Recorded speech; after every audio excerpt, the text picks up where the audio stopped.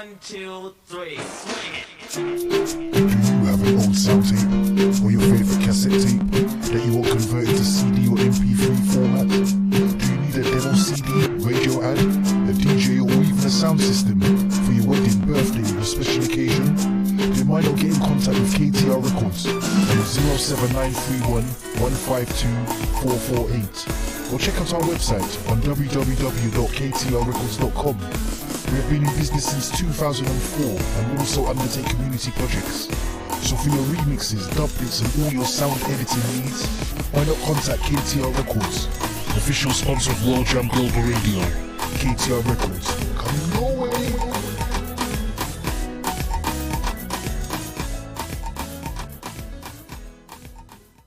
I was terrified about sharing the vulnerabilities of people with difficulties reading and spelling words. However, I can see the value in sharing, and I have taken the time to make some notes about this in my book, Dyslexic: The Silent Difference. You can get your copy now at www.a1tribe.com or amazon.com or amazon.co.uk. Thank you again, everyone, for your support. Do you like music like this? Great music all the time. Or like this? The music you love. Maybe this. Great music that makes you want to turn up the volume loud. Or like this. Especially where human life is concerned. Surely, sooner or later, people will realize that lives actually matter. Then you're in the right place. Keep it locked to World Jam Global, where music is harmony. Music 24 hours a day, 365 days a year. Yeah, you're World Jam. Hotter than them. See live schedule.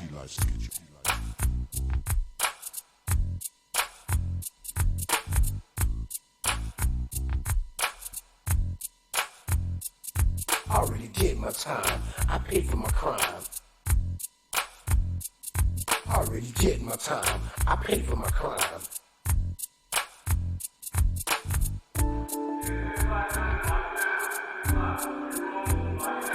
I already did my time. I paid for my crime. I already did my time. I paid for my crime. I already did my time. I paid for my crime.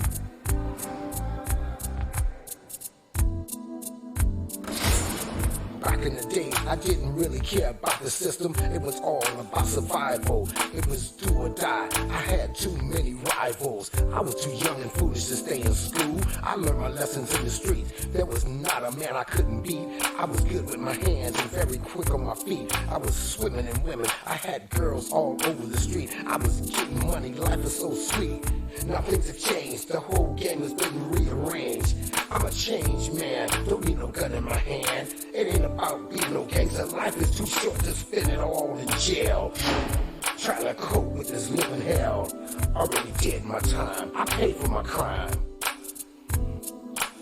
Already did my time. I paid for my crime. Already did my time. I paid for my crime. Already did my time. I paid for my crime. Already did my time. I paid for my crime. I was a drug dealer, sold more drugs than Superfly, but I never got high on my own supply. I'm not proud of what I had to do. That's why I'm telling my story to you and you. I had to repent, I must admit, I was doing all kind of stupid shit. Now I sit back and think it over since I've gotten older. The life I used to live, I wouldn't do it again. I was young and dumb, my brain was so numb. I was a real boy scum, but I was nobody's chum. Me and Billy the Kid had a lot in common. I was the real Terminator, much meaner than Arnold Schwarzenegger. I'd shoot you up and spit you out like a real alligator, especially all you haters. Guilty cases are going on right now. He could be facing life in prison.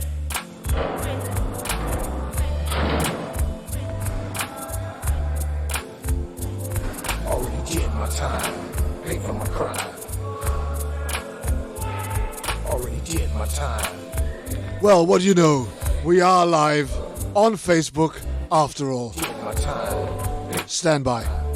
Already did my time. Pay for my crime, pay for my crime, pay for my crime, pay for my crime. Already did my time. I paid for my crime.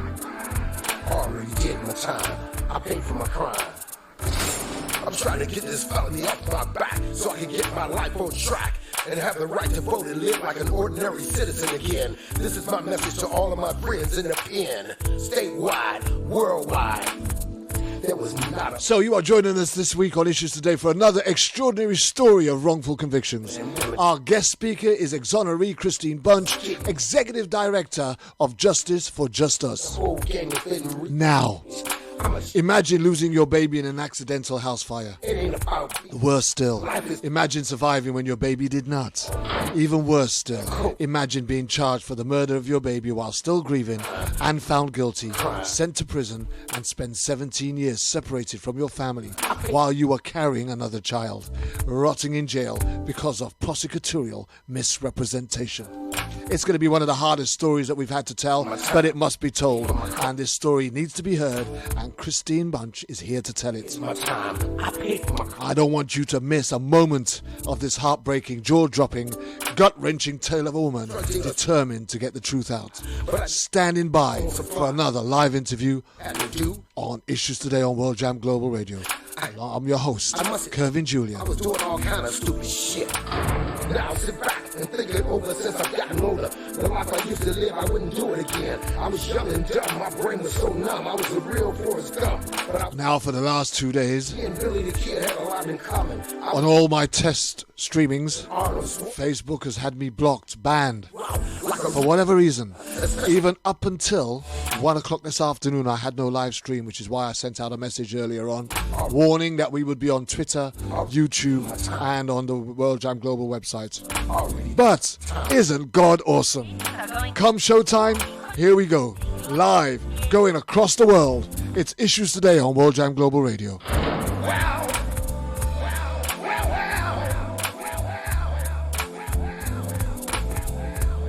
Trying to cope with this living here.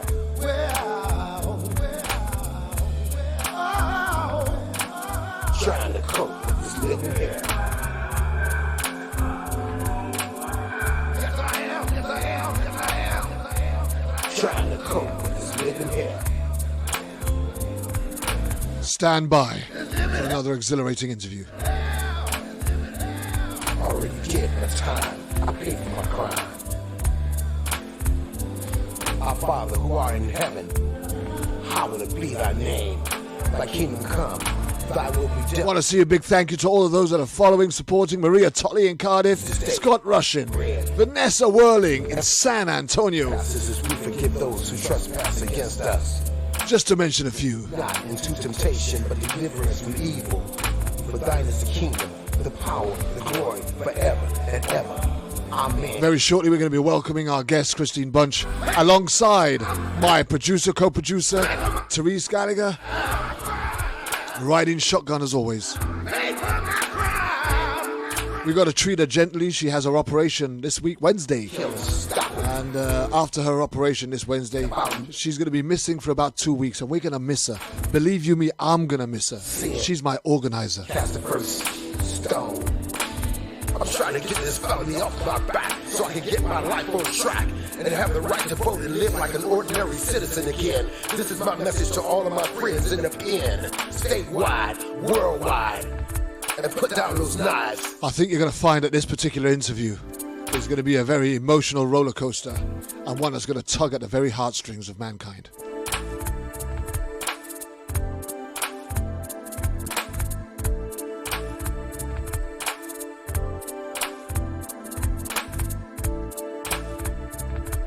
Here we go.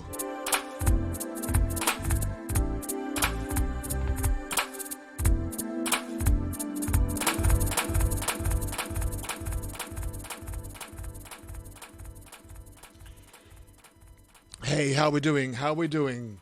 Hopefully we've got Kristine and Teresa on the line. Yes, I'm here. Great stuff. Okay, so first and foremost, before we introduce Kristine, let us introduce my co-producer, riding shotgun with me for the last time for the next couple of weeks, because she's going to have her surgery this week, and we're going to miss her so much. She does so much work behind the scenes to make this all come together. It's a big welcome to my sidekick, shotgun rider, Therese. Hi, Therese. TJ. Hi. How are you? I'm great. I'm absolutely fantastic. And you know, I've got a great week ahead of me too, right? I know you do, right? Yeah, I'm off to the Homeless How World exciting. Cup. Yeah, with Michael Sheen Yeah. up in Wales. And we're going to be Can you debating believe it? the Cardiff 3 case, Shreds, the podcast that we did. So I'm really looking forward to that. But how are you? How's your week been, TJ? I'm doing well. And obviously, Getting ready to go have my knee put in after 6 months. It's going to be wonderful. yeah. Is that going to help you get about again? Sort of, back on your feet, so to speak? Well, I sure hope so because, this laying around and doing nothing is for the birds. Maybe so, but ain't it fun just getting your husband, Brian, to just wait on you hand and foot day in and day out, eh? No, because he had back surgery. So I'm waiting on him. Wow. Okay, you're waiting But on... he needs to go back to work, boss. I noticed earlier on that he was pottering around the house, scaring you and making you scream. Yeah, you just witnessed that, right? Yeah. So we're gonna have to sort that one out, right? So I've been really busy getting the rest of the year booked. Yeah.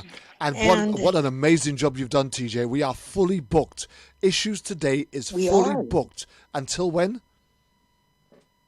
Until in January. I got like 2 openings, but I think they're pretty much full. Unless somebody can't join us on their time. Unless somebody drops out. Yeah, booked up. Yeah. And let me just say this. Never in the history of Issues Today have we had our bookings so booked in, so far forward that we can, and I'll tell you what, TJ, it's an amazing job that you have done. Fantastic. And I could not have asked. You're awful nice, boss. But you work hard, and I really think that you really just deserve that accolade, You're very kind. that acknowledgement, that appraisal. Because if we don't do this for money, none of us get paid to do this, me or you. We do this in our own time. But yet you find the time. Passion. Yeah, you find the time, and you don't just find the time to book the shows. You find the time to build relationships with the guests that are coming on the show. Before and after the show, you still continue relationships with them, and that's a tremendous aftercare service that you provide on behalf of Issues Today on World Jam Global Radio. And for that, I really want to acknowledge you again today. Fantastic work that you do. You're really very kind, but our guests make it very easy. They're wonderful people. And yes.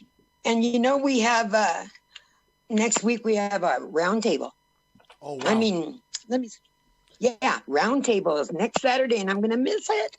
Yeah. Oh my gosh. But here's the thing: we got Stephanie Babb making a debut on the round table. Right. I know. And I want to be there so bad. You're gonna. I'll be there. We're gonna record it for you, and I'll send it to you, and I'll get Brian to play it for you. Yeah. But I'm really looking forward to that, and hopefully we can get the agenda set. And I so look forward to the round table shows because we get to look at all of the issues that are really bringing about these wrongful convictions and police corruption, the way that police are allowed to get away with murdering innocent people on the streets. And that's what we really and our aim, our purpose of the round table team is to come about with strategies that can affect or impact change, bring about reform, and hopefully give people every time they do that, everyone they contribute their knowledge, and it just kind of all blends together. It's wonderful. And I'm so glad that Scott Rushing is and Vanessa's always there, and Dee, and it's just I'm glad Scott is back, and I hope that we have missed Scott over the last couple of weeks, and our prayers are with him. Easy for him. Yeah, I think we're gonna discuss some of Scott's case because that's just gone to trial. Oh, yeah, we have to. Yeah. I think we need to raise that and allow Scott to bring that out into the platform. Yeah. The things that he felt went wrong, and what could be done. What could be done in future when people are going against police in these type of cases? What do they need to be prepared for? What's the best tools to have in advance? Scott's going to be in a real good position. You need to have good legs. You have to have good knees and run. Yeah. Well, you can't be doing no running at the minute, TJ. So you just carry on and lie down, and let Brian do the running for you. But yeah. but thank you for all you do, TJ. And you're very kind. You're welcome. And you know what? It's a passion of mine too. We all have this huge passion, and it's not alike in any way. It's very blended, but it's huge. It's fire. Yeah. And I feel it with our entire roundtable. It's just absolutely fabulous. Yeah. We have 8 members now. We do. We have Jonathan Newton, Jerry Summers, Mark Clements, Patrick Lane, Scott Russian, Lorraine. No, Lorraine's been on once. Yeah, Yolanda McNair, Dee Martin, and now Stephanie. Stephanie Babb. Yeah. So we have 8 members on that roundtable. And you can't forget about that host, Kervin Julian. Well, I'm about there. Rocks it. Now, here's the thing, guys. Just before we introduce Kristine, it's important that I let you guys, especially the audience who are listening, in on this as well. We did have a United Nations director who was meant to join us last year sometime on a show, which was the original reason why we first launched the first roundtable with Yolanda and 1 or 2 others. And for whatever reason, that just didn't come to pass. But I am here, and I'm pleased to announce that by the end of next week, I'll be able to announce who our United Nations representative will be on a future roundtable. And we're looking to getting the United Nations involved so that we can understand what's the legal criteria to bring countries like America to book, to heal for misappropriating, prosecutorial misconduct. Absolutely. Right. How do we bring them to heel? I don't know why you guys can do it in 4 years and it takes us a lifetime. Yeah. But there are processes in place, templates being used. And they're huge. Yeah. But the red tape, and I'm sure we're going to talk to Kristine about that shortly, the red tape involved in bringing a case back to trial in America is horrendous. It's a minefield that you've got to tread through. Almost unreal. I mean, almost impossible. But we're going to talk about that with Kristine shortly. We have people now that are doing it. Yeah. Look at Scott Rushing. Look at Yolanda. Look at Dee Martin and Stephanie Babb. They're all involved with lawsuits right now. There you have and so we're making a difference somehow. And I think it's fabulous. And we will continue to push in that direction until we start seeing change happen in every state, in every city, in every town, in everyone's life that has either been wrongfully convicted or people have lost their loved ones innocently at the hands of the criminal law enforcement officers that are taking away their lives. So, and it affects us all, Kervin. It affects us for the rest of our lives. Absolutely. And I can't emphasize that enough of how the after effects, the aftershocks, they don't go away. They do not go away. Do you know? A friend of mine from high school called me up this past week and he told me that there was going to be a high school reunion. And he says, you know what, Therese, it's so sad to watch you talk about your son and the pain you're going through, and you need to move on. And I said, how do you do that? Yeah. If I could have moved on, I would have moved on a long time ago. So it's just getting through it. It is, and even when you compare that to you compare that to the Cardiff 5 or the Cardiff 3, the Cardiff 5 in particular. Right. 2 of them, young men, are now dead, and they died very young, having closeted themselves. And PTSD they had, and all that. In serious, severe depression.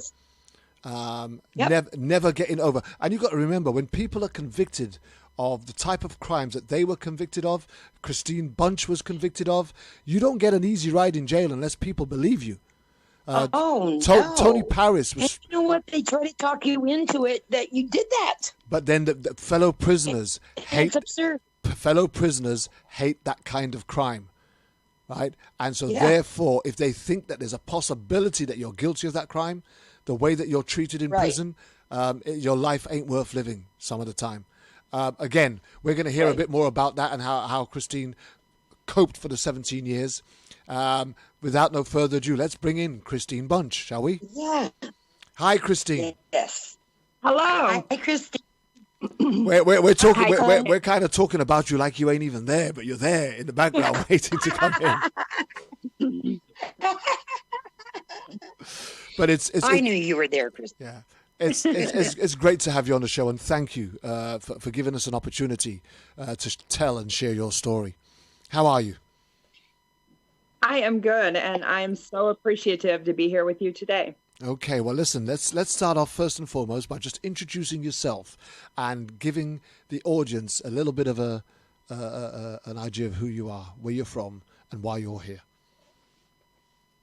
All right. My name is Kristine Bunch. Currently, I live in Indianapolis, Indiana. I was born and raised in Connorsville, Indiana. And as a teenager, when my parents divorced, I moved to Greensburg, Indiana. I was probably 13. I had never been in trouble with the law, never really hung around with the wrong crowd. I felt I was just normal. And I was 17 when I found out that I was pregnant. And it certainly wasn't planned. I mean, it was an accident with birth control. But I felt like God had said, okay, you need to be a mom. So I worked, I went to school, and I was a single mom.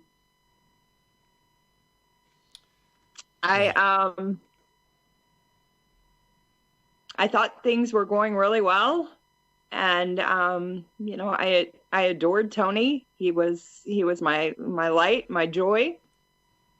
And then early one morning, I woke up and I didn't really comprehend at first that my home was on fire. I remember thinking it was foggy and I couldn't really see.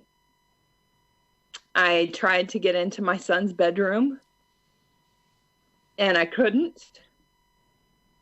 And so I ran outside and I'm screaming. I'm screaming for my neighbors, and I pick up my son's tricycle and I bust out the window and I try to climb in the window so that I can get him. My neighbors were there by this time and pulled me out because the flames were shooting through the roof.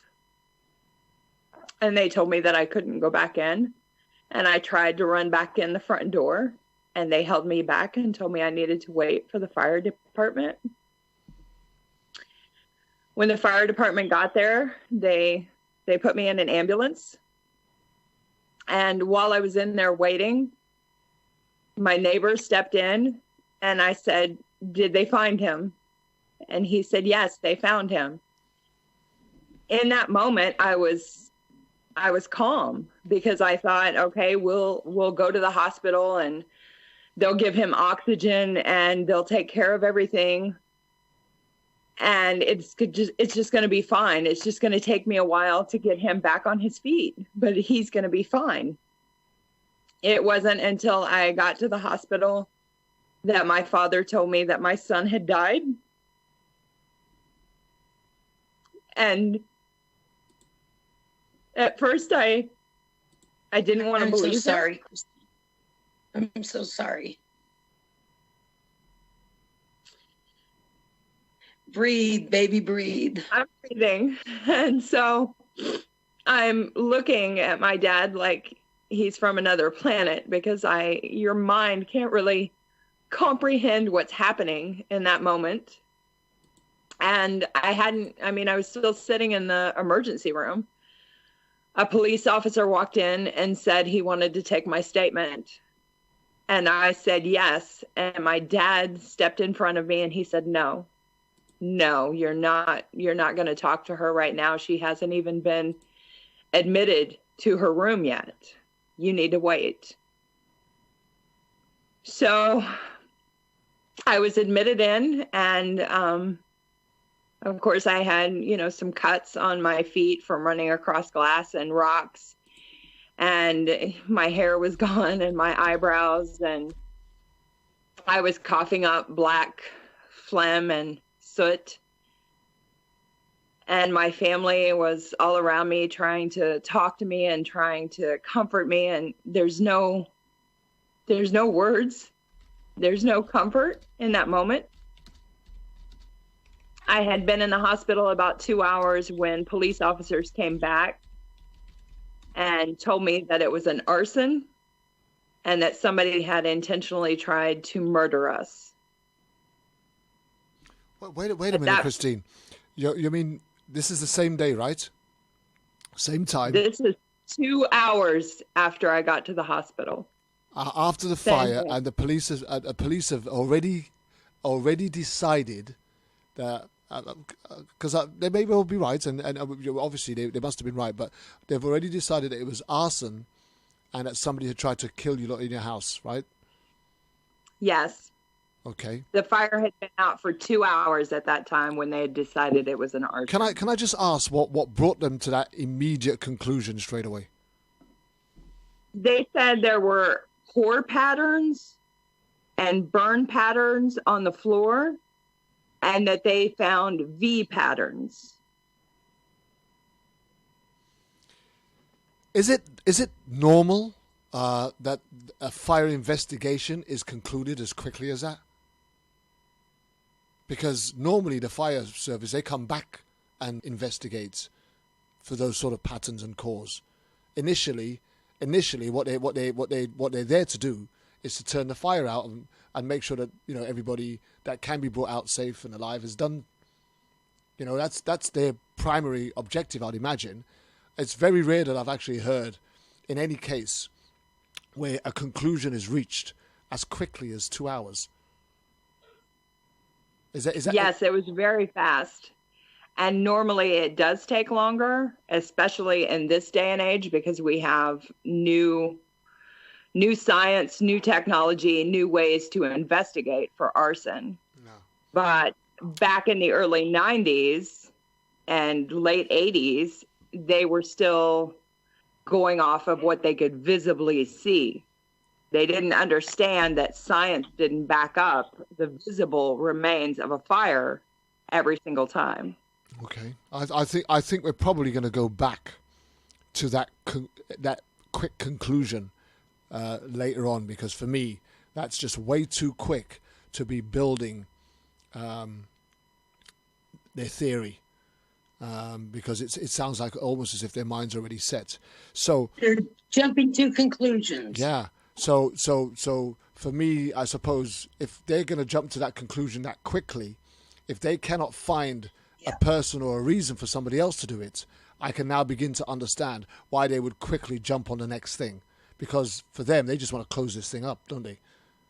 But I don't. Yeah, but I don't get it. No, I don't want to preempt the story. So I want Kristine to just carry on and tell it as it plays out. Play it out for me, Kristine, please. So after they tell me this, they ask for who of my family and friends would have had access to my home. So I gave them the list.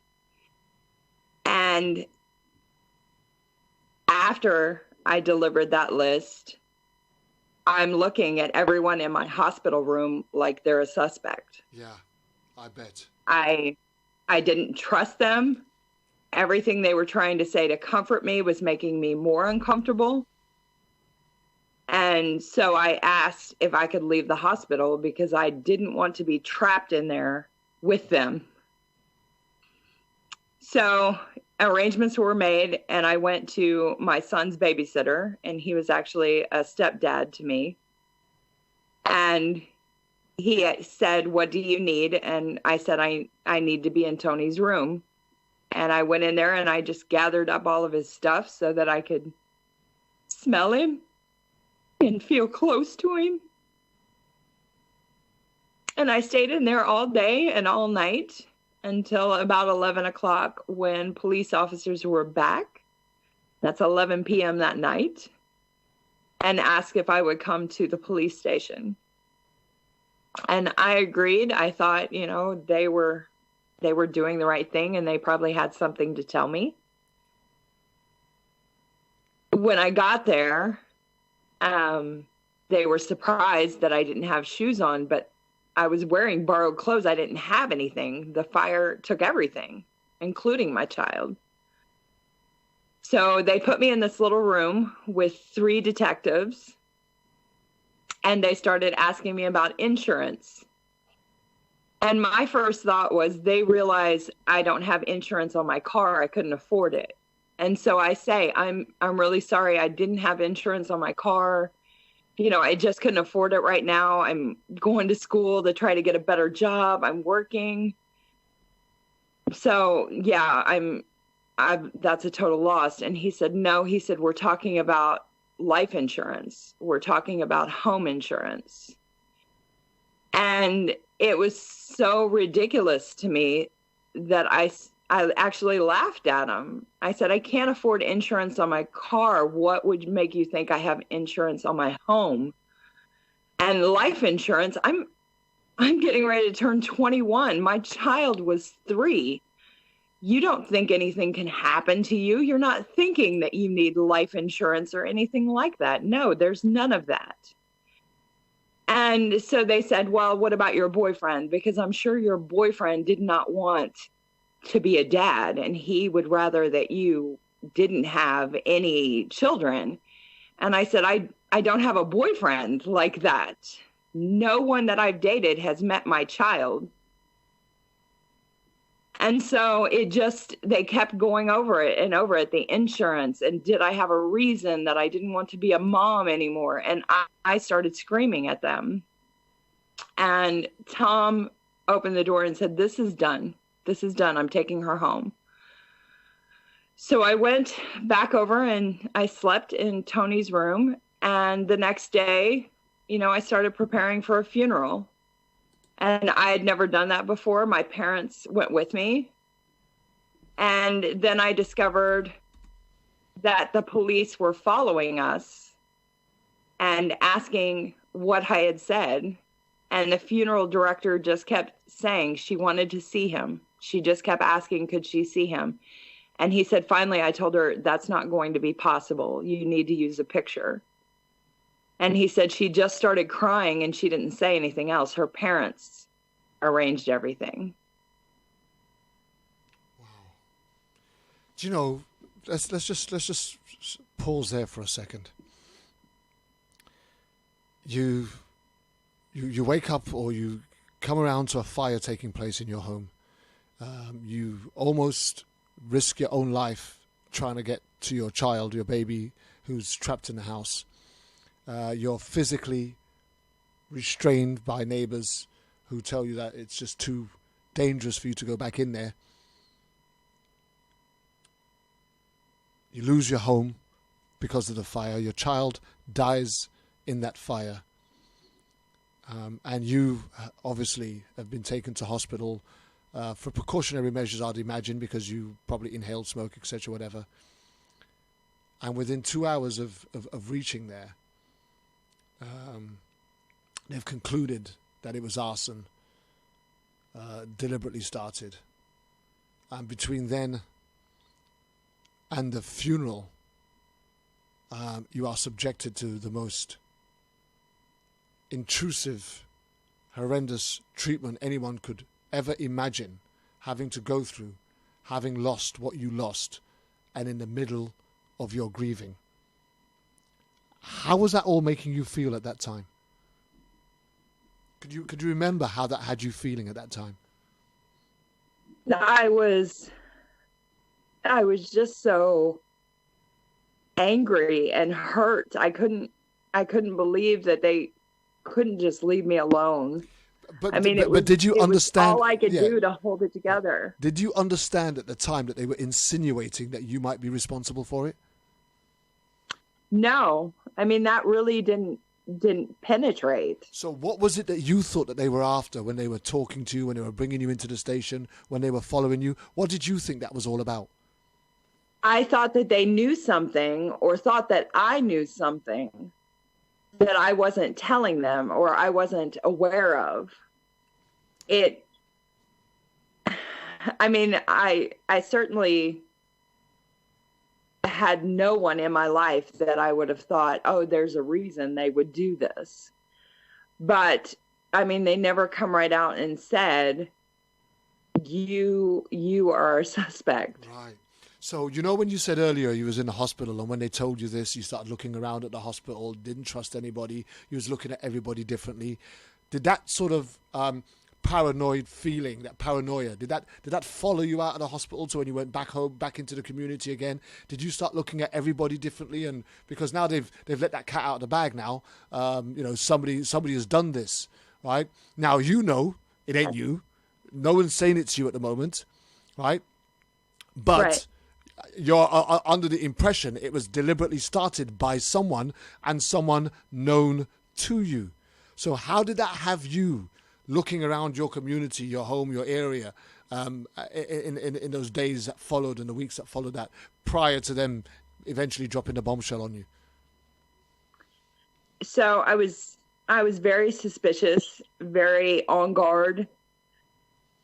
I couldn't really take comfort from anyone because I didn't know if they were someone that had something to do with this. And it didn't go on for weeks. The fire happened on June 30th, and I was arrested on July 5th.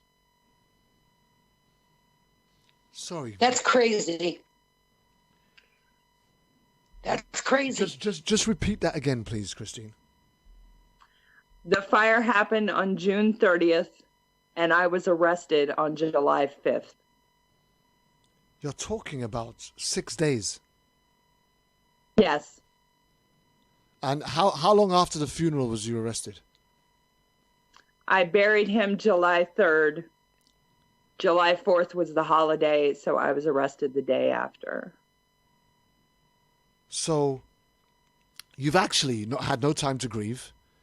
You're still trying to get your head around the fact that somebody has supposedly deliberately done this. Somebody known to you has deliberately done this. In the middle of all of that, you've got to organize and orchestrate the burial of your young baby, 3 years old.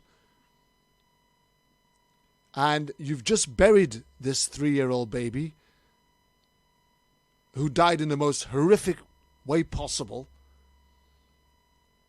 Still in mourning. And there's a knock on the door. And what did they say that they are arresting you? Is that why they were taking? How did they announce that to you on your doorstep? So the police showed up at my son's funeral, and at that point I was disgusted. I was so hurt that they were there, that they were still following me. I mean, they'd followed me everywhere, the funeral home, the store where I went to get an outfit to wear to my son's funeral. Everywhere I went, they followed. And so for them to show up at my baby's burial, I had no understanding. And so I looked at them and I said, what do I need to do to make this stop? I want this to stop. And he said, you have to eliminate yourself. That's the moment that I knew that I was a suspect. And I said, how do I do that? And he said, will you take a lie detector? I said, yes. That was set up for the morning of July 5th. I went in there. I was told that it was the shortest polygraph in history. I mean, I don't even think I was hooked up to the machine for more than 3 minutes. And he turned everything off and told me that he knew that I did it and I just needed to confess. Oh, back up. Really? You do a polygraph test that lasts 3 minutes. Time is not as important, but you're telling me that after 3 minutes, he's telling you that they're convinced that you committed the crime and you just need to own up to it. Yes. So he badgered me, told me that he knew looking at the test results that I had done this and I just needed to confess to him. And then he got belligerent and told me that I was a sick and twisted bitch and I needed help. And he was trying to help me. Oh, my God. At that point, I started screaming at him that I don't know that I did this. And I kept saying that to him over and over again. I don't care what you know. I don't know that I did this. And I don't care what that machine says. So at that point, officers came in. I was told that I was under arrest for murder and arson. And the headline in the paper was, when asked why I started the fire, I said, I don't know. Of course, you get to that point. That's what they want you. But all in 6 days? In 6 days. That's a huge conclusion. I mean, you would. Sorry, Kristine, but you wouldn't have even been emotionally ready.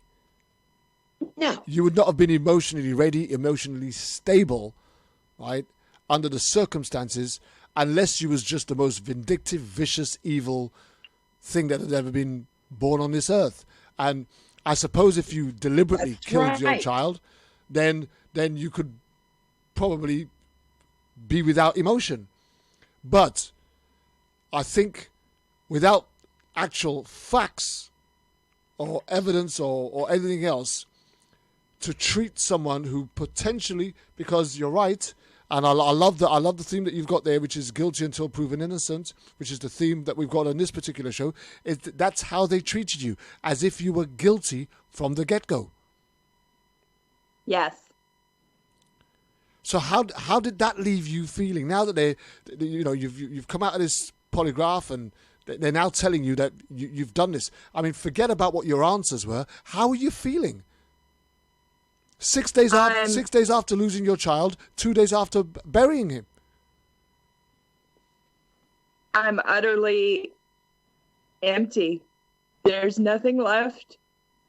I'm just a shell. I can't begin to imagine what your thoughts or your mood would have been, but sat down in a police station while somebody is accusing you of killing the child that you have yet to grieve for. I just can't imagine what your thought process was at that point. Honestly, it was complete and utter devastation, because I already wished that I had went with him. I bet. So this just added to that. I was put on suicide watch. Let's go back. That's what they wanted you to be like. They wanted you to feel like you were crazy. Let's just go back to. I said we're going to keep going back to it, and I can't help but having to go back to it because it's the most ridiculous thing I've heard.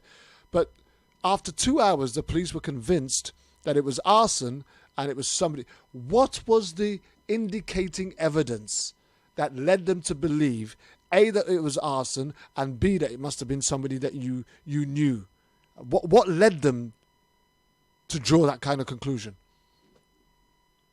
That there were pour patterns on the floor, V patterns on the wall. What were the other things? Shattered glass, concrete spalling. Take all that aside. All of those used to be major indicators of an arson. Okay. But they didn't do scientific testing then. They went off how things looked. Okay. But still, how did they conclude it must have been somebody that you knew? I think that was a psychological thing. So again, yeah, here we are, and this is what I'm getting to, right? What we're talking about, you see, in many cases, even when we look up, unlawful killing, kill by cop cases and stuff like that, we try to understand what was the mindset, the mentality of the officer involved, right? So you're trying to work out psychologically, what was his thinking that drew him to that conclusion that quickly, right?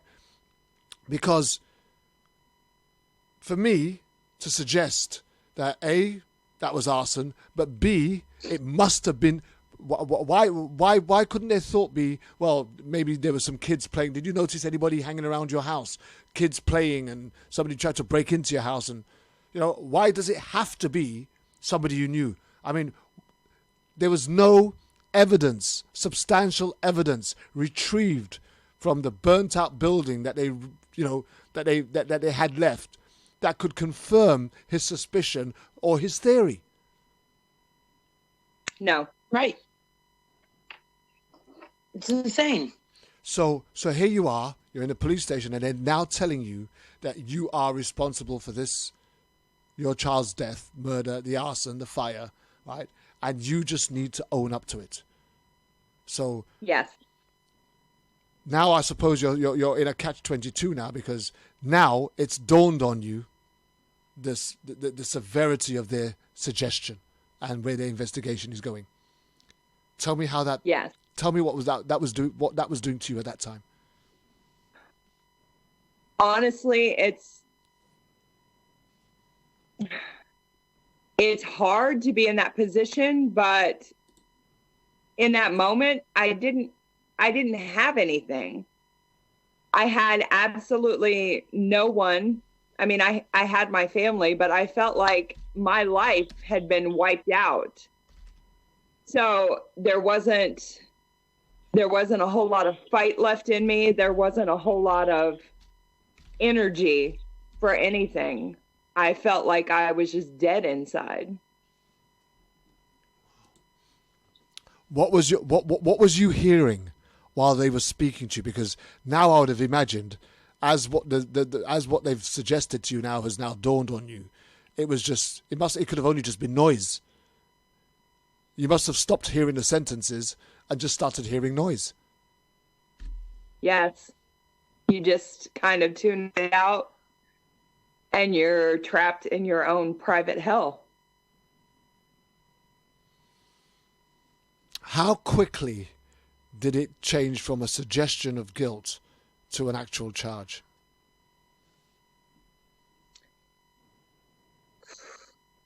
Days. And were you in custody all of this time? So no, when I was initially arrested, they were waiting on test results for flammable liquids. They expected that it was going to come back and say gasoline because they had seen the gallon gas can sitting next to my lawnmower outside. And the test results come back and they didn't show gasoline at all. They showed 3 faint traces of kerosene in the living room, and it wasn't in the carpet or the padding, it was in the wood.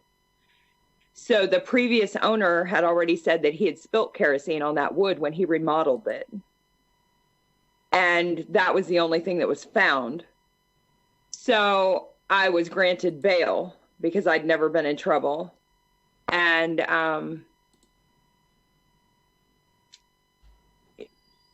that's kind of a catch-22 because when I got out, I didn't want to be around any of my family. I went to, the boyfriend who was no good for me, and he kept me very drunk and very medicated so I didn't have to feel anything. And it wasn't very long, and I started getting real sick, and I went to the doctor, and I discovered that I was pregnant. And that was kind of the wake-up call for me, because when I lost Tony, I felt like God had punished me and taken away the only good thing I'd ever really had. So when I found out that I was pregnant, I realized that I wasn't going to understand what life's plans were, but that I wasn't being punished and that I was worthy to be a mom and to have a child. And at that point, it was no longer noise. It was I had to know exactly what they were talking about. I had to read every police report. I had to read every statement, because nobody was going to fight for me like I was going to fight for me and for my child. Wow. So you're now charged with what did they charge you with? The murder, manslaughter, arson? I was charged with murder and arson. And was you granted bail still until the trial? Yes. Okay. So while you were granted bail, how did, before the trial, let's just talk a bit about prior to the trial, how did other people, because now it must have got out now that you've been charged with this, people must have heard that you've been charged with it, you've been charged with it as arson and murder. How was people's treatment to you then? Did other people believe you were innocent, or was other people believing what they were doing? I mean, it was a small town, so most people believed what they read in the newspaper and what was reported on the news. People that knew me, they stood by me and said, we believe in you, and they offered support. But, I mean, for the most part, I felt like I was shunned, because that's a horrific charge. It is. It's the most heinous of crimes, and bearing in, we're going to talk about that a little bit later about how you were treated in prison, but you'd have experienced people's thoughts about that type of crime in the time that you're incarcerated, because it's the one thing that I've always known. I've spent a bit of time myself, so I'm fully aware of how people are thought of and treated when they've been convicted or accused of that type of crime. So the thought that somebody thought that you would do that to your own child, how did that make you feel? Because that couldn't have been easy to sit with, right? I mean, it wasn't. It was, that's soul crushing. It breaks you down in ways that parts of you never recover. It's a mark on you forever. So you're going around your community with, the whispers, the rumors. Are you suspiciously looking at people? But when you catch people looking at you, is it how is all of that going on? Because that couldn't have been a comfortable position to be in. It wasn't. It got to where I wouldn't even go outside my house. And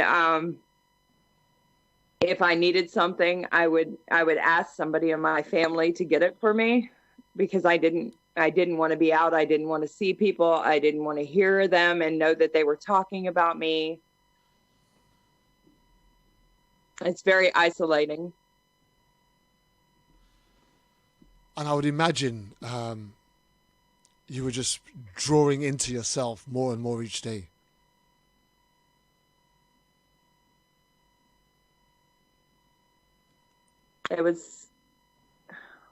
It's undescribable when you're going through it.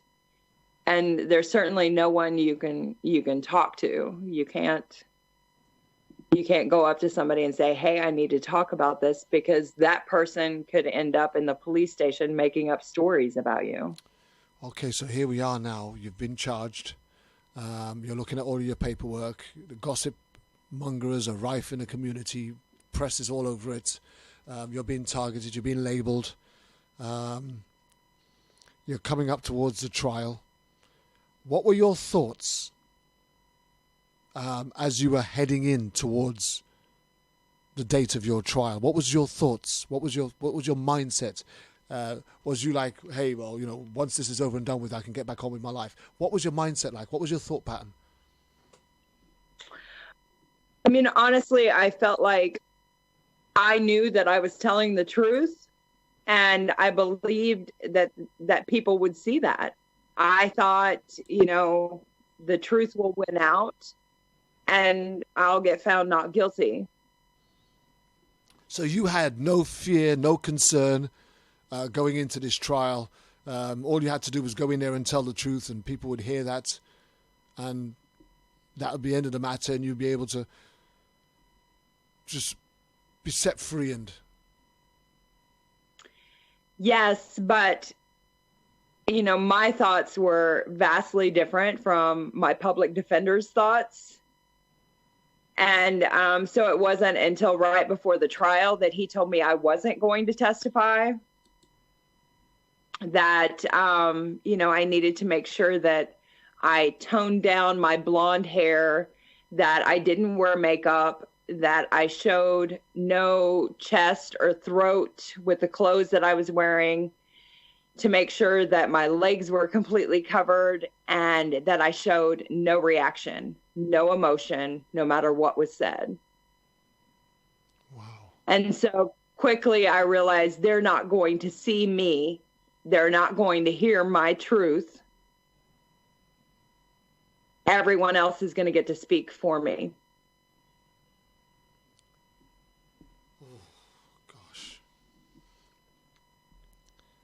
As a young person, and I mean, I think you was 22 at the time, right? Yes. What was your experience of law enforcement, police? What was your experience then of the whole prosecutorial environment, courts, and what was your knowledge and experience? What was your expectations and understanding? Honestly, before this happened, I trusted law enforcement. I trusted the prosecutors. I trusted our courts. I thought our system got it right until I was caught in it. So I would have imagined you would have heard or read at some point over the years, especially in your adult life, of people complaining that they were set up, fixed. And what was your general opinion of people that were screaming that they were wrongfully convicted? I honestly didn't believe them. Because you were brought up to believe that the law was the law and they got it right. Yes. Those were the members of our community that protected us and kept us safe. They did the right things. So all of these people shouting and screaming, I'm innocent, you got the wrong guy. They're just trying to get away with stuff. Yes. And then here you are, caught in the middle, trying to say, but I'm innocent. And, you know, the people in power, it's falling on deaf ears. They're not even listening, let alone believing you. Right. Did you ever feel that you had substantial support around you to strengthen you as you went into this trial? No, my prosecutor put all of my family and friends on the witness list, so none of them were allowed to enter the courtroom. So I was essentially in there by myself with my public defender, and that's it. You had no visible support of anybody that could have just given you a sign of encouragement in the entire time you was on that trial? No, there was no one. My dad drove me every morning, and he sat outside the courtroom until it was over. And then he would walk me to the car, because by the time I got out of there, it was so hard not reacting and not showing any sign of emotion or reaction to everything that was being said, that I would be broken by the time the day was over and sobbing and unable to really function. So as the trial began, the prosecution would start laying out their case as to their theory as to what happened on the day that the event took place that you're now facing charges for. As you sat there in the dock, listening to what they were explaining, expressing, saying, suggesting about you, how was that for you, hearing that for the first time out loud in front of other people?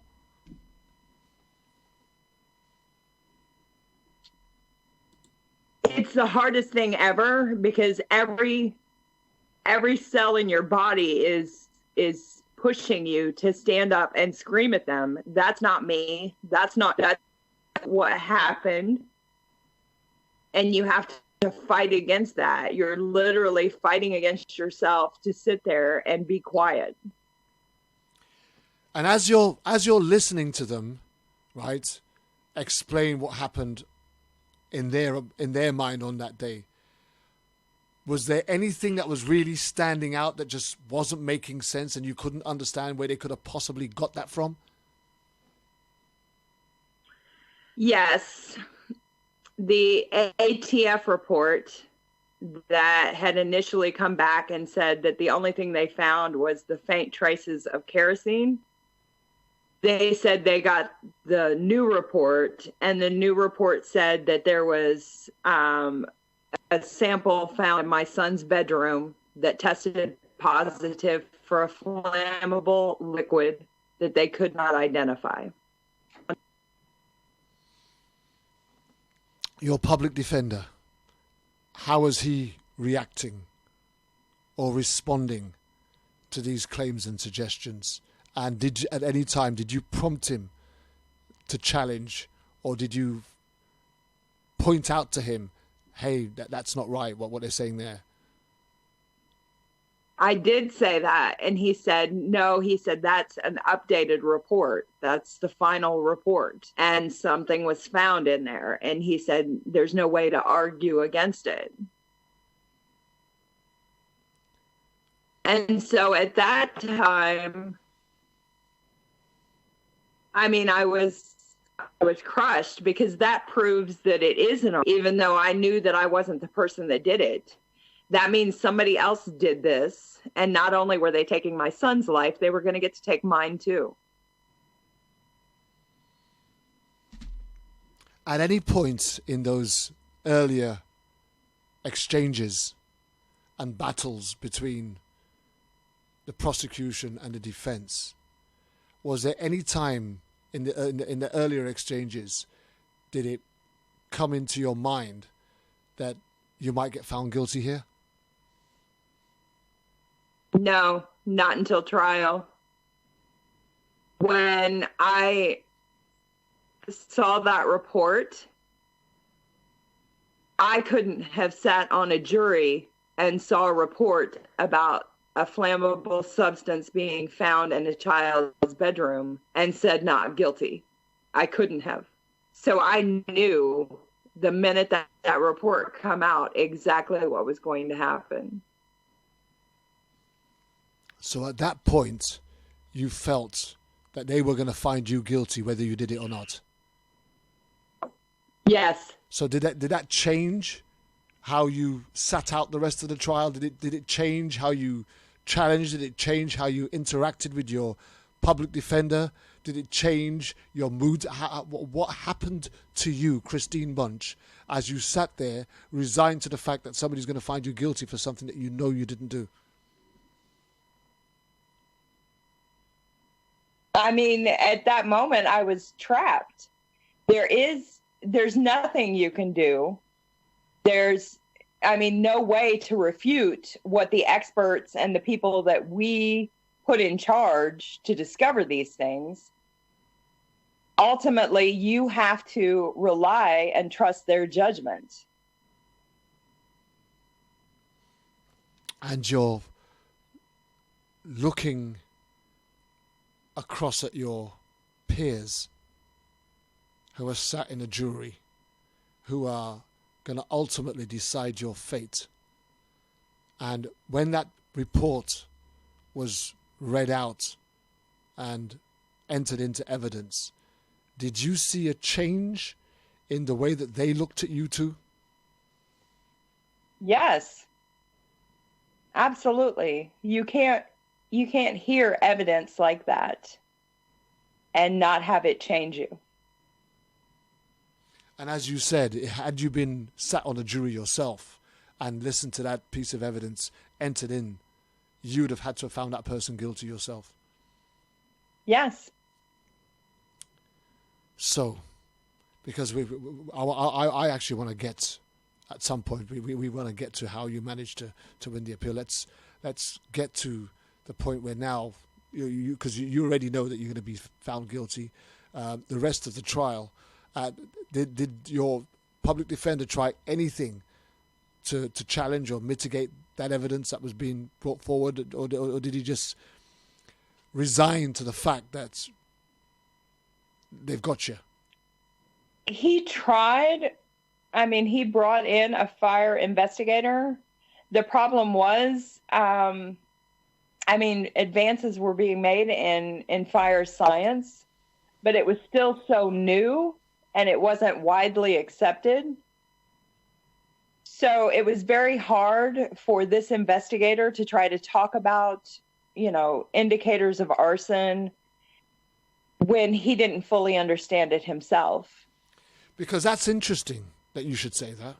Because if the fire officer, right, at that point, with years of experience, weeks of knowledge, right, and evidence and everything else to support, could not make that verification, then how was a police officer who is not a fire investigator come to that conclusion within 2 hours?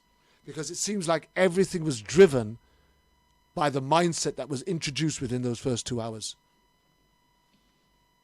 That's correct.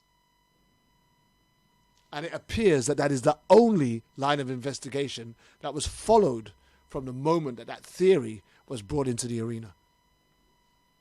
That's correct. So now the jury gets to retire and consider their verdict. Did your public defender tell you to expect the worst? He did not. He said we. That was his response. We wait. We wait. And I said, okay. How did you feel while you were waiting? What was your thoughts? Did you? I mean, I know you said that you would have found somebody guilty, but surely there must have been something in you that would have had you thinking, well, the rest of it don't add up. Surely they must be able to see through this. Can't they see me in here? I mean, there's always hope that they're going to see me, but I mean, in truth, when I realized the writing was on the wall, I was talking to my baby brother and telling him, look, this could go south. If that happens, I need you to watch out for my baby. I need you to be on the ground, making sure that he or she is okay and that I don't have to worry while I'm gone. But here's an important factor. So you were pregnant at this time. Yes. So 6.5 months. So their suggestion that you didn't want to have any children, what was their thoughts now? Because you're carrying another. Their thoughts were that I got pregnant to gain sympathy. Wow. That was simply to gain sympathy and hopefully get a lighter sentence. That was what they thought you were doing this for, carrying another child for 9 months while you were still grieving for the loss of your first? Yes. My judge even said it at my sentencing. Here's the thing. In all of this, how many people who knew you did they interview to get an understanding of who you are? Not many. I mean, the people they interviewed at the scene right after the fire, all of their statements were different. I mean, the neighbor that held me back from going in, he had a mental breakdown. And so he testified on the stand that every time he closed his eyes, all he could hear were my screams. for help for my baby, for somebody to get in there and get him. And then another woman who was there and walked me to the ambulance said that I was out of my mind on drugs and told her I didn't want to be a mother anymore. Another person said that I told them my son was locked in the bedroom.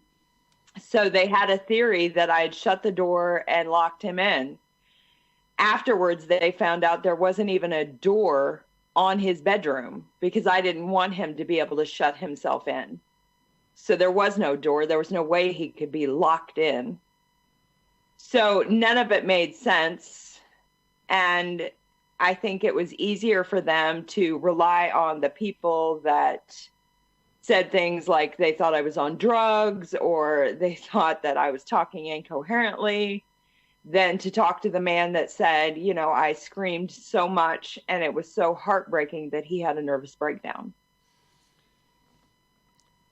Were you on drugs back then, Kristine? Do you mind me asking?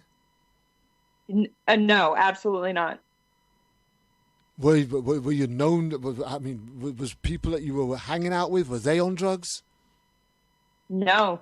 So drugs wasn't even in the mix in the circle of people that you were living amongst.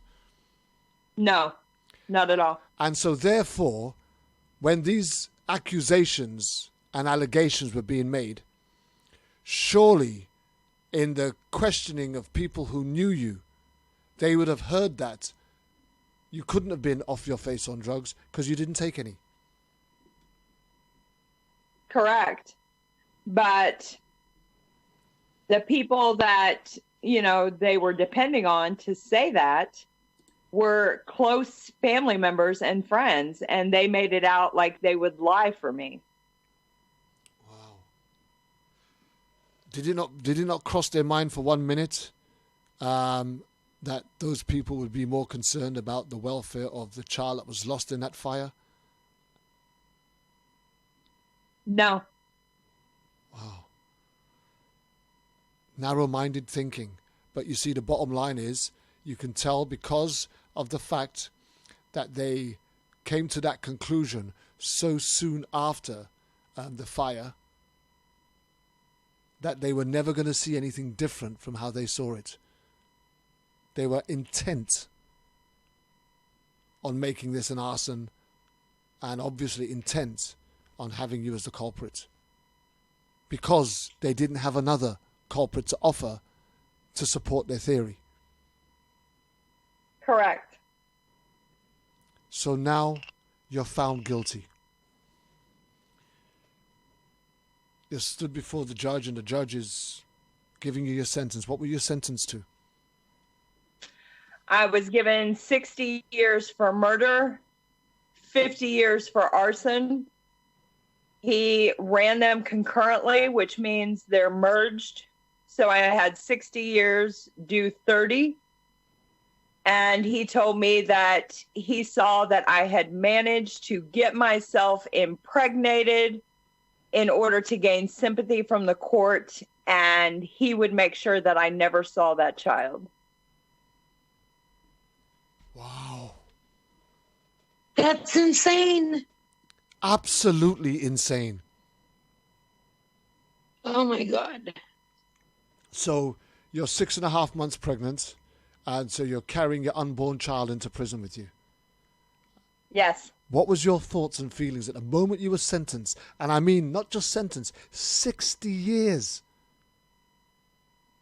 60 years and 50 years for arson. 60 years for murder, 50 years for arson. 22 years old, grieving for the loss of one child. And that's a lifetime. And you're carrying another. I mean, surely you must have just... How did you feel at that moment that you were sentenced? I mean, honestly, it wasn't the 60 years. It was the thought that I was never going to see my baby. And of course, you know, my family was right there. My brother, he was like, you know, we're going to fight this. He said, you are going to know that baby. That baby is going to know us. And he said, we're never going to give up. We're going to get you out of here. But it's so devastating when you hear that.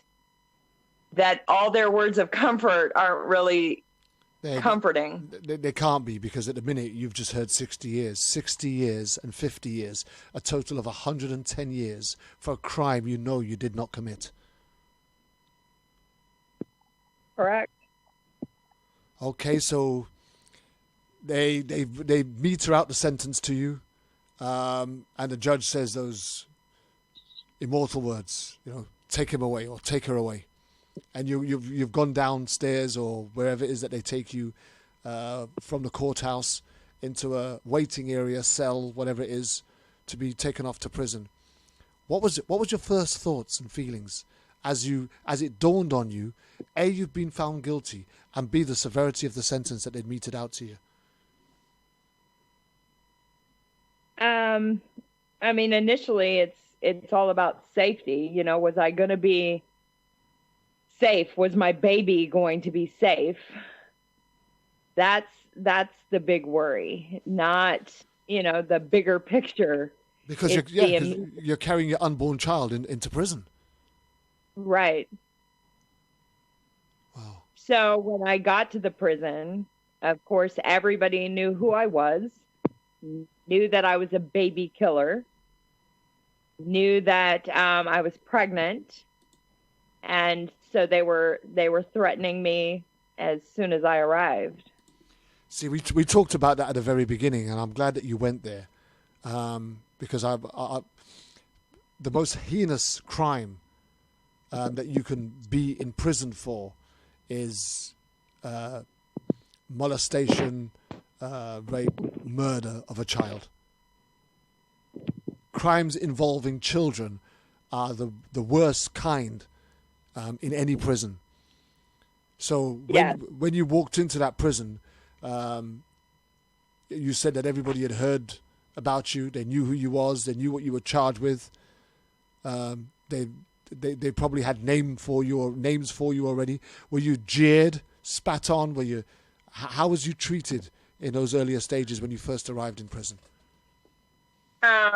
When I was taken to my room in the intake unit, 4 girls bumped past me. So you got shoulder bumped. And they said, watch out when you're in the shower. And they started laughing. So I went to my cell, and it was a 2-man room, and I was locked in there. And so I tried to get out to go to the bathroom, but the guard wouldn't let me out to go to the bathroom.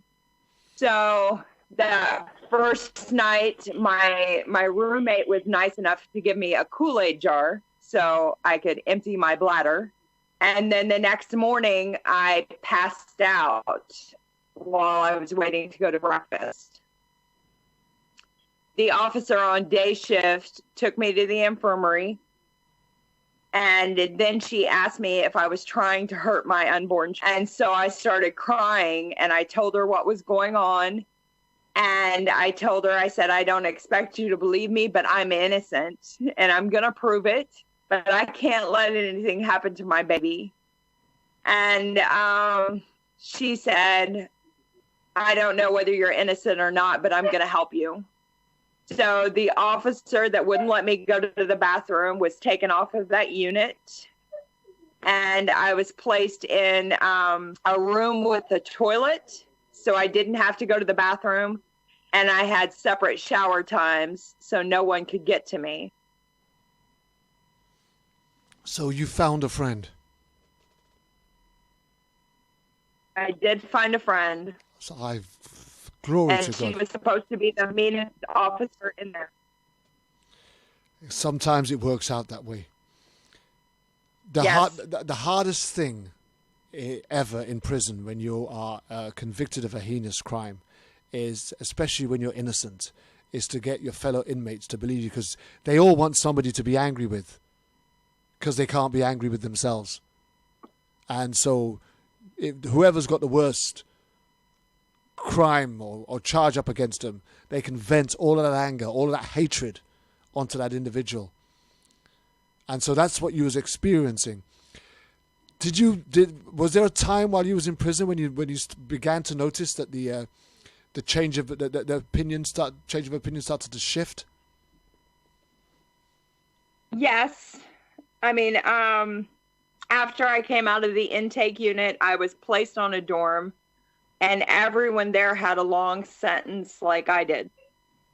And for those women, they were thrilled that I was up there because, you know, most of them had never seen a pregnant girl come in with long time. So, you know, they wanted to feed me pickles and read poetry to my belly and make sure that I was okay. And so they really watched out for me until I gave birth. They were the ones that helped me get to the law library and make sure that the judge hadn't issued an order to take my child, and he hadn't.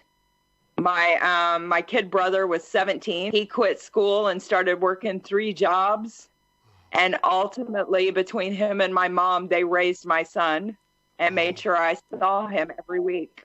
Wow, that's absolutely amazing.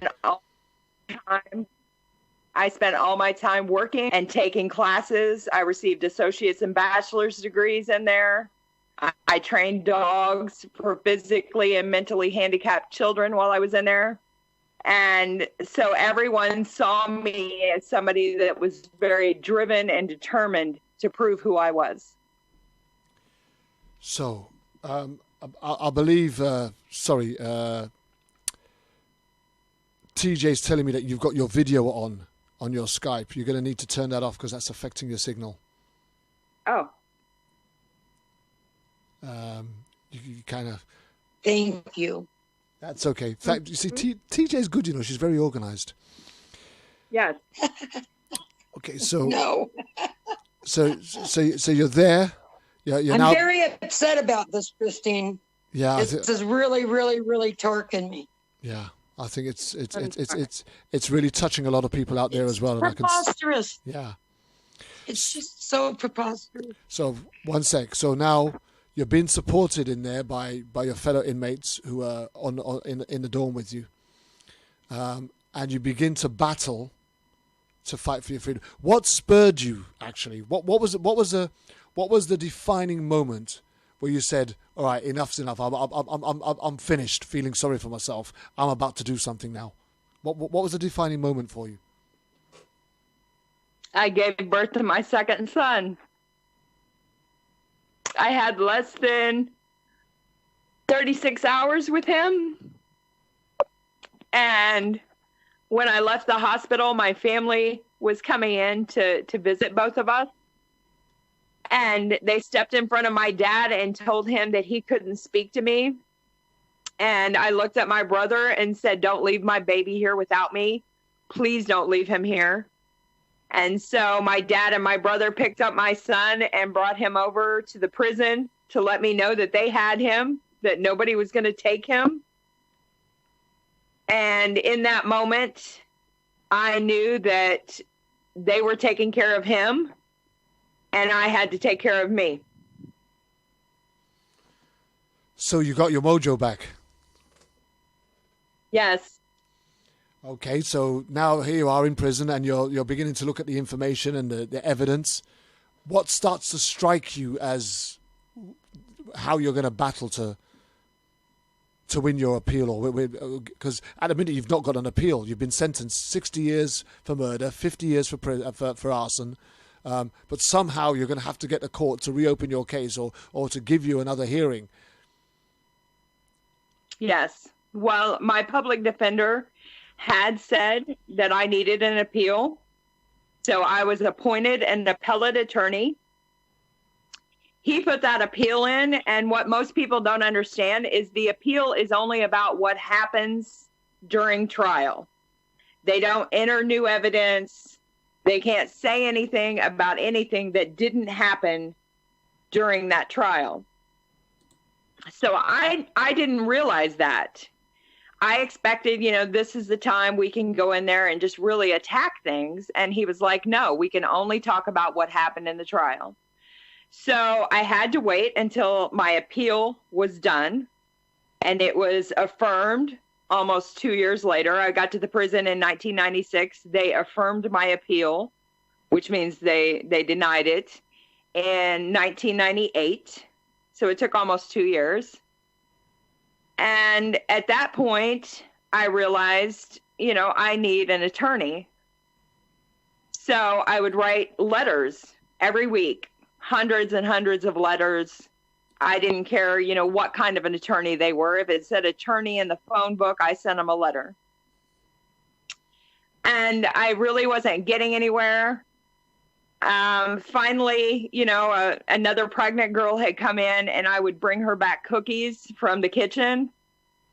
And she asked me why I was in there. And when I told her, she said, I'm going to ask my attorney to look at your case. That was in 2000. In 2001, that local attorney, Hillary Rick, agreed to take my case. She told me that she knew I was innocent, but she had no idea how we were going to prove it. Wow. And that must have really lit a fire in you. It did. I mean, that's the moment when somebody that comes in that, doesn't know you, knows nothing about you, takes a look at it and says, okay, this girl is innocent. I believe her. I mean, that was one of the most freeing moments I had. And then to go up against the system that you've done, and for how many years? So yeah, that's what we're talking about. You. So 2 years for them to affirm your appeal. So that was to shut that down. How much longer did it take you to get another appeal? Well, in 2005, I had pretty much learned the National Fire Protection Agency's manual, 921. And I knew that all the things that they said were indicators of arson had been disproven. They were now called myths. So I told Hillary, I said, I think we need to get some fire investigators and we can get back into court. But I mean, honestly, Hillary was working off of my state pay. I worked 3 jobs. The most I made was $50 a month. And I sent that out to this poor woman who agreed to take on who knew that I didn't have anything. And we're going to need help. So one of the prison volunteers that worked with me, she reached out to the Center on Wrongful Convictions at Northwestern University in Chicago. And they officially came onto my case in 2006. By that time, you'd been in prison for 10 years. Yes. That's a long time paying for something that you hadn't done, and still without no window of opportunity open to see a sense of release. So it took, because I also want to get into the work that you do since you was released. So let's fast track now. So you said that you wanted to get some fire officers on board so you could to get that information, that knowledge, that statements from them, basically challenging the opinions and the offerings that were given in the trial. So that's correct. So what was the first things that they started to open up for you?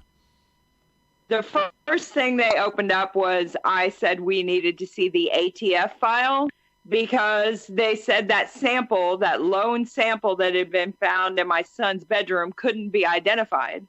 But after reading the manual, I knew that they could identify it. So I asked the lawyers to get that file. So they asked for a federal sub. We got that file. And when we got it, we discovered that the report used to convict me had been altered. The original report was still in the file, and it said nothing had been found in my son's bedroom. Oh, my God. Oh, my God. The original report said that nothing was found in your son's room. Yes. So, do you know, did you find out who altered the report? We have no idea who altered that report. So that being the first almost home run for you, that must have really spurred you on. Now you got the bit between the teeth.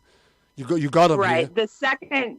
The second piece was we found a fire investigator who's a forensic toxicologist, and so she determined cause of fire based off of my son Tony's autopsy, because Tony didn't die from the fire. He was probably already dead before the fire even broke out. He died of carbon monoxide poisoning. He had gotten to an 80% level in his blood.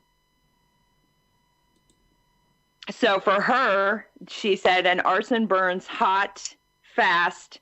It gives off very little carbon monoxide.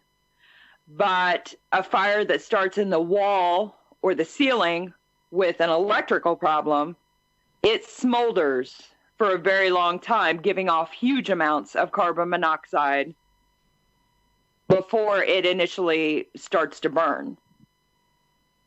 So Tony didn't die of any thermal injuries. He basically went to sleep and never woke up. Oh, God. So now we're beginning to get to what was probably the real cause of the fire, right? Yes. I mean, when she went back in and investigated, she found ceiling tiles that were black on top and white on the bottom. She found wiring in the walls that was bubbled. And she discovered that the circuit breaker, several circuits had been popped. So her determination was it was an electrical fire that started in the ceiling. Is it possible that they could have just missed it, or was it just sheer incompetence that they didn't even look for it? I don't believe they ever even looked for it. I think they went in and they looked at these remains that used to be standard for fire investigation. They would look and say, oh, here's a pattern on the floor. But what they didn't realize back then is your walkway, when you come in your door the same way every day, that's going to burn different because you press those fibers down every time you step on them. So in a 20-year-old home, yes, you're going to have a pattern from the doorway over into your living room or over into your kitchen. It's the same way you walk every day. So here's the thing. We go back to the beginning, and I kept saying that we're going to keep going back to this.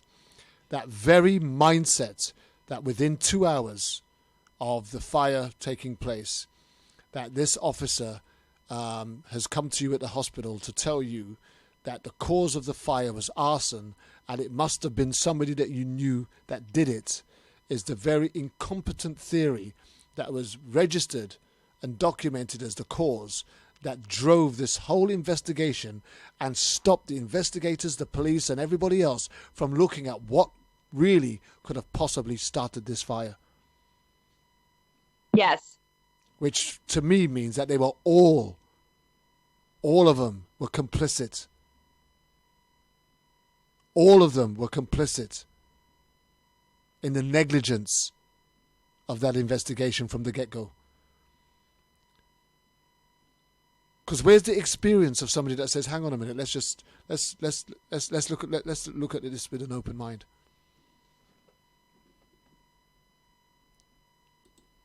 So I mean, I don't think that really happens in these type of investigations. They look to the senior person and they trust that they have enough experience to call it. They're supposed to be our experts. You know, we saw the same thing with the Central Park Five. If you've seen the documentary When They See Us, of the the lead prosecution or detective going in and really basically making that statement that they were in the park, they must have done it, and so everything that was trained, every experience, every knowledge was thrown out the window. Every resource, every tool was put to one side, and only one theory was looked at in order to make it fit the conviction that they wanted, the outcome that they wanted to achieve. And that's what they've just done with you. They made it fit to accomplish the outcome they wanted to achieve. Yes. And you spent 17 years in prison, not getting the time to grieve for the child that you lost on that fateful day. So, you've got the information. You now know. We've got the information. It takes another 2.5 years to get into court. Why so long? Well, because they say the courts are overworked and... The courts are overworked, but you've spent at that point in time, you have 14.5 years in prison for a crime you didn't commit, and here's the evidence to prove it. The moment you put that in front of a governor's desk, he's supposed to demand that a judge hears this now. Well, our governors don't do that. We had to go back in front of my original judge and my original prosecutor, who took as long as they possibly could before they said they were denying my petition. And then my attorneys come back and said, we're going to appeal it. Honestly, I didn't have much faith in that, but it went before the appeals court and they said they were reversing my conviction based on new evidence and the altered report. Wow. That's one hell of a journey. That's one hell of a journey, Kristine. Roller coaster white knuckle ride is an understatement. 17 years for a crime you didn't commit, and 2.5 years waiting for them to allow you to tell your truth when the evidence is staring them right in the face. Must have been heartbreaking. It was. And of course, every day my son is getting older. The one that you gave birth to while he was in prison. Yes, I'm losing more and more time with him. So, after 17 years, Kristine Bunch, the Court of Appeal turns over your conviction. You are free to go. Was you in court to hear that, or was that something that was delivered to you while you were still in prison? So I was in court. My judge, when he got the ruling, he went on vacation. And so the temporary judge says he wasn't going to touch it. It wasn't his case. So I was still in prison without a conviction. And that means they have to watch you even closer, because if something happens, you're not supposed to be there technically. So the appellate court had to issue an order that I be transferred back to county, and they make the determination what they're going to do. Are they going to retry me?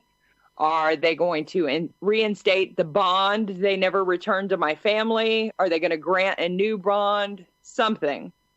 So 2 weeks after we got the decision, I was transferred back to the county, and they reinstated my original bond and told me I was going to be retried.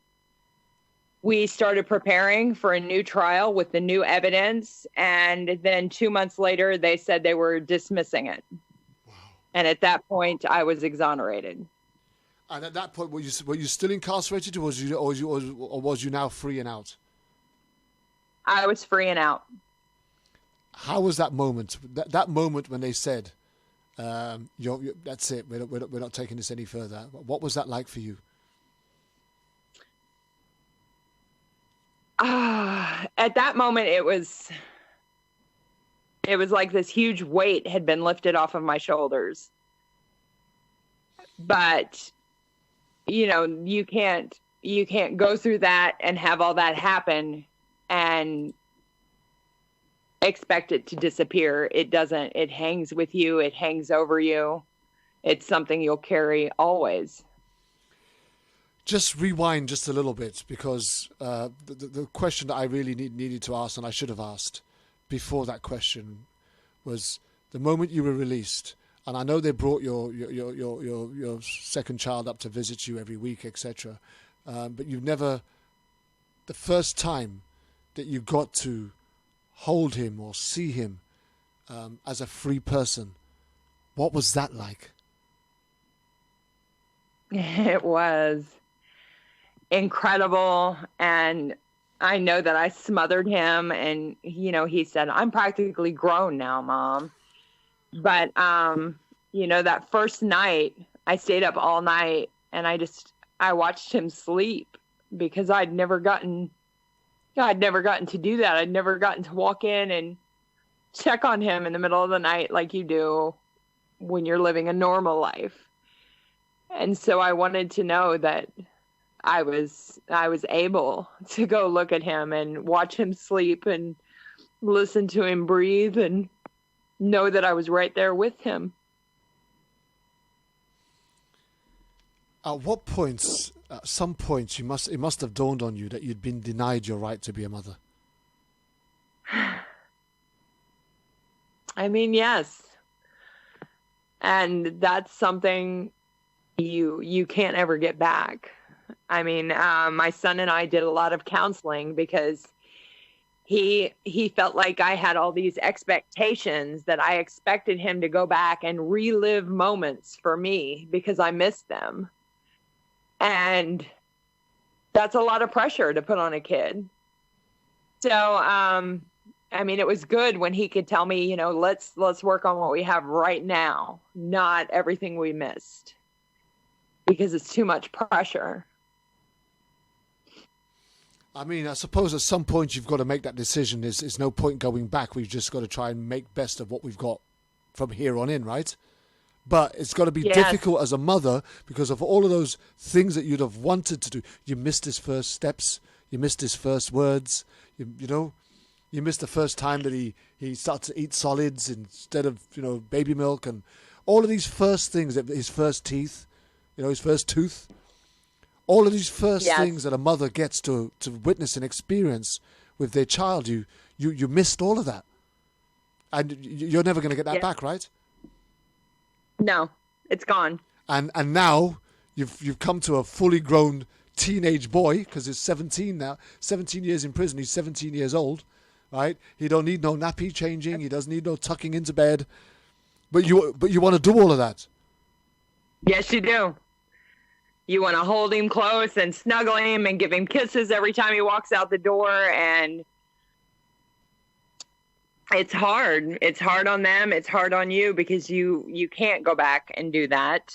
And especially with boys, they certainly don't want their mom hugging and kissing on them everywhere. I know that. I just don't think you know just how strong you are, Kristine, and what an inspiration this story is, even as we share it live across the world. So now you're free. You're rebuilding your. First of all, a community that was dubious, suspicious, condemning, bad-mouthing, gossiping. What were they like now that you've been exonerated? Because I take it you went back to that community, right? So yes, they were very welcoming, very sweet. People were bringing me over baseball tickets so I could take my son to a game.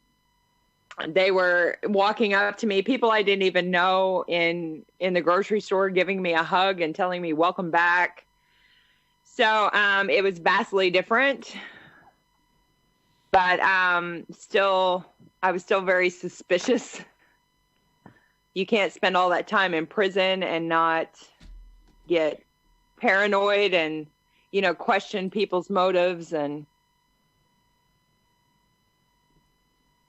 you just look at things differently after that amount of time. So now you're free. You found the evidence that you needed. The report had been altered. And B, the cause of fire has now been proven beyond doubt not to have been arson, and was an electrical fire that started in the ceiling. What are your feelings? Two questions, actually. What are your feelings to those that generated the idea that you it was arson and you were responsible, and what is your plan in getting them to be held accountable for those wrong choices and decisions that they made way back then? That was to eventually have such a impacting effect on your life and your sons, your whole entire family. Well, I mean, honestly, if you don't know who originally did something, then there's no way to pinpoint a specific person that you're going to say, I'm going to hold this person accountable. For me, it was, I need to hold our system accountable. We need to make changes to make sure this doesn't happen. We need new laws, we need transparency. We need accountability in place for people that are in charge and people that are experts and people that are handling evidence. And so all my focus went there. And at what point of your freedom did you decide to launch Justice, Just Us? So I had been out ultimately about 3 years. And when I walked out, I didn't have anything except my prison uniform, which still hangs in my closet. I was wearing a borrowed dress. I had no ID, no toothbrush. And so I had to go back to the prison the next day to get a photo ID to prove who I was. I went in for a re-entry program to try to get help with my resume and was told I wasn't eligible because I didn't have a conviction. And at that moment, I realized there's really nothing for exonerees. I mean, not every state has compensation. Not every state has any kind of programming available because it just looks like you've been on a vacation for 17, 20, 25 years, however long you were in. So the initial thought when another exoneree and I were discussing it was that we were going to start a non-for-profit and we would just help out where we could. So when somebody gets out, we send them a box so they have their own clothes and their own hygienes, and we hook them up with people that are willing to give them services for dental work or therapy or physicals. Little things we can do just to make the transition easier and make them feel like they're welcomed home. Were you ever compensated for your 17 years in prison? No. Not a dime, not a cent. Not a dime, but we did just pass compensation in Indiana, and that law will take effect November. Will you be eligible for it then? I would. Because you also, I mean, Scott Russian, one of our roundtable representees, has just said you actually have a wrongful conviction case, so you can still file a wrongful conviction case, right? You can, and I have one pending. I mean, so do several other people that I know. The issue is those cases are very hard to prove because you have to prove that specific things happened in order to, show that some kind of, maliciousness occurred or intent. But you have an altered report. You have an altered report. Exactly. But if we don't know who altered it, how do we hold it accountable? You hold a state accountable. You hold a system accountable. Something has to be accountable. And it's not, they don't fine an individual, do they? It's the state that has to pay out. And it was just, for me, there has to be a way of whoever it was that was involved in handling those reports, the organization, the company, the department, they are accountable. I mean, who checks whose work? I mean, I don't know about you, but wherever I work, there's always somebody that checks my work. I've been the team leader at Caltex where we make the fuel tanks for Jaguar Land Rover, and I'm just being promoted now to operations logistics team leader, which starts in August. But I've got accountability. I'm an ambassador for my managers that are above me. I've got to do team member records and matrix and first party inspections and all of that. But even that gets checked. Yes, that's true. But we don't have clear-cut accountability laws in place in the United States. Not every state has those. So if you can't meet the criteria to sue an entity, then you're not going to get a lawsuit. Wow. So those are things that have to be changed. And in my spare time, I work on legislative issues. We've worked with the Innocence Project in Wyoming and changed legislation there for bringing new evidence to prove innocence.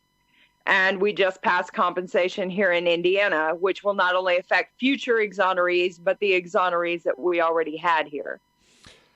Well, even as Vanessa Whirling has just said, you do have a strong case because they actually failed to investigate a fire properly. They never, for them to have come to the conclusion that they came to, there could have been no proper investigation carried out. And I would ask them to present the evidence that led them to the allegations and suggestions that directed them to an arson within 2 hours, and more importantly, to even suggest and insist that that arson had to be caused by somebody that you knew and had access to. What was that opinion? What evidence was that opinion based on? Because again, I said we would come back to this several times because I felt that's a very key point, is the fact that within 2 hours, somebody who I don't believe could have possibly had the experience to confirm categorically that that's the only way that that fire could have taken place. Correct. So as Scott Rushing says, name names, go to the media, publicize it, publicize it, get all of that information out there. Somebody is accountable. Somebody misled this investigation. Somebody deliberately tried to have you hung, drawn and quartered for a crime that did not take place. It was not even a crime. It was an accident. A dreadful, terrible, horrific accident which tore a family apart. Yes. And I do speak publicly about it. I also speak to lawmakers, and I've done several police trainings to talk about how these things can happen and how I hope that they will be willing to say, let's take another look at this. That was awfully quick. Yeah. So now through Justice, Just Us, you find yourself being useful, I would imagine. Yes, but I think it also brings some healing and some meaning, because I refuse to believe that time, that experience was wasted. I mean, you can't get that 17 years back, just as you can't get the 17 years that you missed watching your son grow up into the man that he's become. And again, even while we're there, we're about 6 minutes away from closing, and there's just so much more I still feel that we've got yet to cover. I'm quite sure that TJ is going to line up a part 2 for this show. But your brother, who was, I believe you said he was about 17 at the time, yes. who quit what he was doing and stepped up to help raise your son, your boy. I mean, we take our hat off. We salute this young man, your younger brother. We salute him. We lift him up, and we give thanks, and we thank God that he was willing to stand in that gap, step up and be a father to your son, that you didn't have to lose a second child because of this cruel system that had you trapped in this whirlwind. We got about 6 minutes left. He's a wonderful guy. I bet he is. And if I ever met him, I just want to shake his hand. I just want to shake his hand. So could you shake his hand for me when you see him next? And tell him all the love that we have here in this group, because you've joined a great family here on Issues Today on World Jam Global Radio. The love that's just going out for him, for stepping up and doing what he did for your boy, for you. It'd be an honor to shake his hand. But well, thank you. I definitely shake it. We're 5 minutes away from closing down this show, and I couldn't allow it to finish unless I left you with whatever you felt that you hadn't got out yet, that you felt was important to get out right now. I feel like the lesson learned here is that we continue to share the stories, we continue to educate, and we continue to raise awareness. Because unless we stand up together, try to change things, try to change the system, we're still going to have more of the same. So that is always the long-term goal, that we continue to share, we continue to speak, we continue to educate, and hopefully bring more people on board, helping to correct the injustices of the system. Well, Kristine, your story has been a tremendously inspiring story. All but the compensation, which you haven't got, but the joy of being able to return and be a part of your son's life and your family's life must be a very rewarding one indeed. Add to that Justice, Just Us, which is you out there in the community working for others who have been subjected to the same injustice that you were, is only a credit to the person that you've become in spite of the wrongdoings that was done to you. And we commend you for the work that you do, and we'll whatever it is that you are doing, we'd love to support. Feel free to use us as a family, as a base, as a unit that can bring stories to light, give exposure to the stories of the innocent, as we continue to seek justice for all who need it. I just want to quickly go over to our producer TJ, who I know has probably been blubbering in the background over this emotional story that has had us all absolutely hooked. And we told you that 2 hours was going to fly, didn't we, Kristine? Yes, you did. 2 hours have flown. TJ. And poof, it's over. Yeah. It's not over, though, Kristine. It's not over. We just starting with you, honey. Yeah. And I just can't. My mouth is like hanging on the ground through this whole story. And, there's so many similarities with other stories, but I can't thank you enough. I don't know. I would think that the boss would want you to come back and tell us how you heal and how you advocate for the rest of us. I'm a bit of a wreck again at the minute. You actually had me blubbering myself, yeah. and I might be falling over myself here.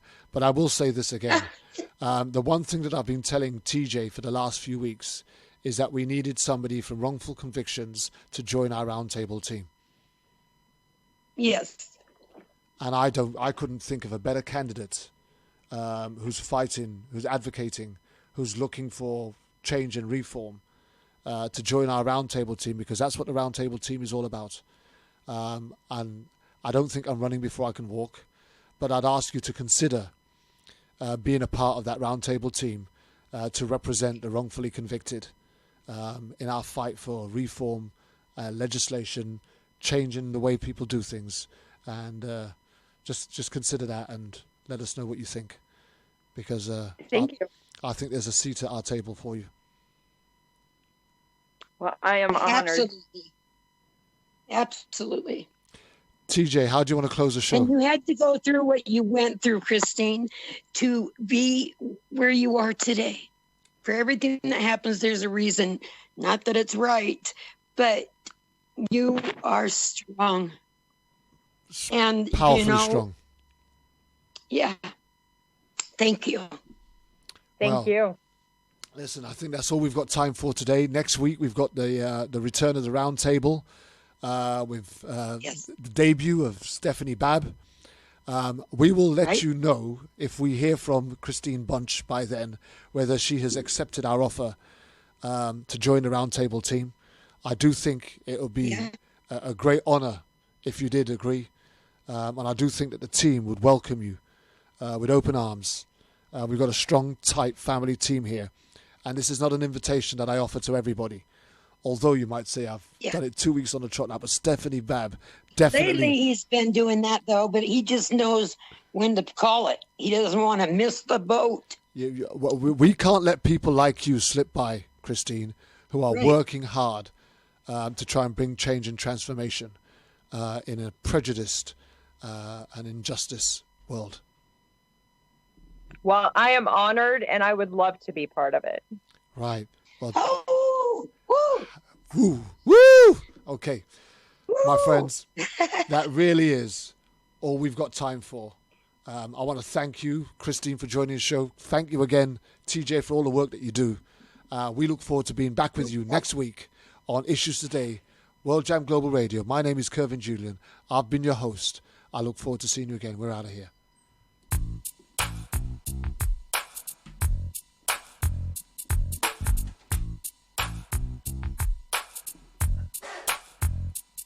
I already did my time. I paid for my crime.